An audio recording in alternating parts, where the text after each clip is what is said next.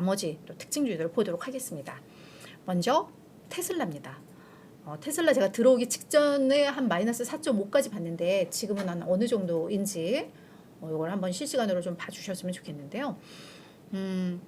테슬라는 지금 델라웨어주 법원에서 그 일론 머스크가 지난 2018년에 이사회와 주주들이 일론 머스크는 우리 기업 가치를 성장시키는데 큰 기여를 하고 있고 뭐 이런 이유로 560억 달러의 급여 패키지를 승인을 했었죠. 근데 이 560억 달러라는 건 기업 역사상 최대 규모입니다. 근데 이거에 대해서 한 주주가 일론 머스크한테 보상을 너무 과하게 했어. 그러면서 이거는 주주들이 피해를 보는 거야 라고 소송을 제기했던 건데 그에 대한 판결이 나온 겁니다. 오늘. 그랬는데 델라웨어주 법원의 캐서린 맥코믹 판사가 보상 계획이 공정하지 못했다. 이게 정당했다라는 걸 테슬라 측이 제대로 증명하지 못했다.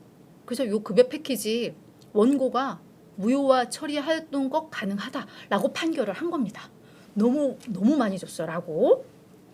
그런데 문제는 지금 어떤 국면이냐. 머스크가 테슬라한테 지금 13% 지분 갖고 있으면서 나 25%의 의결권을 줘. 그 얘기잖아요.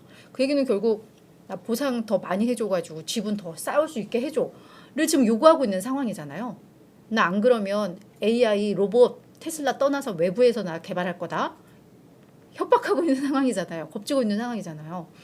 근데 이제 지난 2018년에 승인했던 이 급여 패키지도 공정하지 못했다. 무효화를 하고 있는 상황에서 그러면 지금 이 25% 의결권은 이건 지금 어떻게 돼? 이 상황이 온 거예요. 그래서 테슬라 입장에서는 지금 뭔가 뭐 어떻게 할 수가 없는 이런 상황이 좀 된 겁니다. 불확실성 요인들이 커졌어요. 그러면서 오늘 주가가 많이 급락을 했다라고 이해를 하시면 될 것 같고 이 캐서린 맥코믹과 일론 머스크는 약간의 악연이 좀 있는 것 같아요. 이 분이 이제 여성 판사인 것 같은데 평은 되게 좋대요.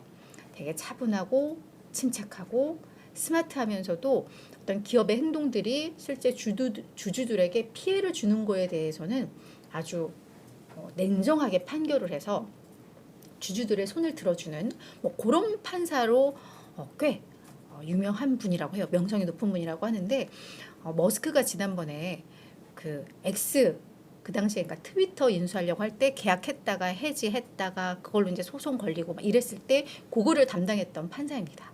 그래서 머스크가 뭐 시간 끌려고 뭐 우리 뭐 나중에 뭐 재판을 연기해달라 막 이랬을 때 그거를 거절을 했었죠. 그러면서 머스크가 불리한 걸 알고 판결 하루 전에 나 그냥 트위터 인수할게 뭐 이러면서 인수했던 그 판사예요. 네, 그래서 이번에 또 뭐 이런 결과가 좀 나왔습니다. 그래서 테슬라는 좀 불확실성이 많이 커진 상황이에요. 요거 특징주로 아시면 좋을 것 같고요. 자, 두 번째는 애플입니다. 애플도 오늘 주가가 2%나 하락을 했어요. 저희가 어제 애플 주목 이기업에서 어제 했었죠. 그렇죠. 네, 근데 어제 일도 기억이 가물가물해서 큰일이에요. 고엄잉치 이분은 뭐 거의 애널리스트지만 애플 전문가, 애플에 대한 정말 정통한 소식통이 있다라는 평가가 나올 만큼 애플에 대해서는 너무 속속들이 잘 아는 애널로 꽤 유명한 애널리스트입니다. TF 인터내셔널 증권, 이게 아마 대만 증권사일 것 같아요. 근데 이 사람이 올해 아이폰 출하량 15% 급감할 것이다.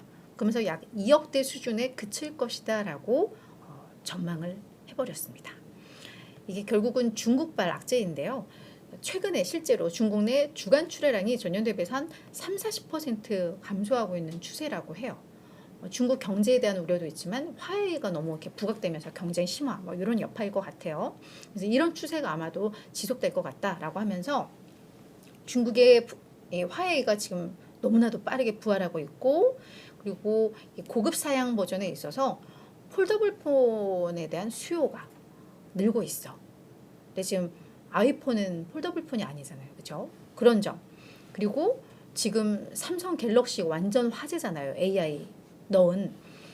근데 올해 가을에 나올 아이폰 16은 이 상당한 획기적인 디자인 변경이 없을 것이라는 전망이 많이 나오고 있죠. 그래서 이 AI를 탑재한 거는 아마 내년쯤에나 나올 것으로 예상을 하고 있으니까 올해 이 아이폰 16까지는 히트를 치기는 조금 어렵다라고 보는 것 같아요.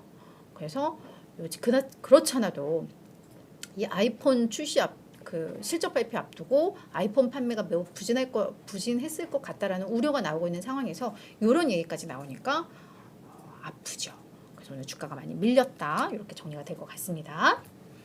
자, 그 다음은 제너럴 모터스입니다. 제너럴 모터스 오늘 8%나 주가가 올랐는데요. 미국의 완성차 제조 업체입니다. 제너럴 모터스는 장중에 실적을 공개를 했는데 매출, 조정 EPS 모두 다 시장의 예상치를 훌쩍 웃도는 깜짝 실적을 공개를 했고요. 무엇보다 지금 뭐 GM도 그렇고 미국의 그 완성차 업체들 그 임금 협상 이걸 앞두고 막 파업하고 이러면서 임금 엄청나게 높여주고 이런 부담을 안고 가잖아요. 근데 올해 EPS 가이던스를 8.5에서 9.5달러로 제시를 했습니다. 월가에서는 한 7.75달러 예상을 했으니까 완전 이거는 서프라이즈급 가이던스를 제시를 한 거예요.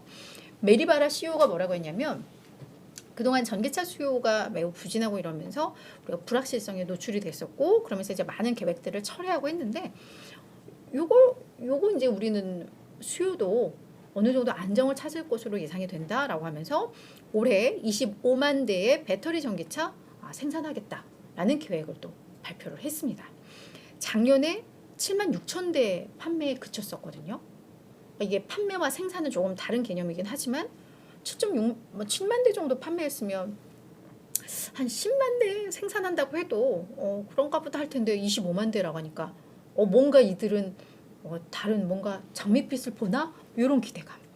그러니까 월가에서 이걸 딱 보자마자 와 진짜 이건 서프라이즈한 가이던스다.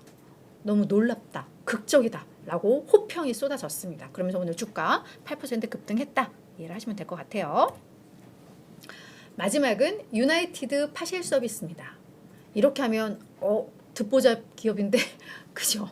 UPS입니다. UPS. 네, 세계 최대의 종합 물류 회사이죠. UPS인데 요 UPS는 오늘 주가가 8%나 급락을 했습니다.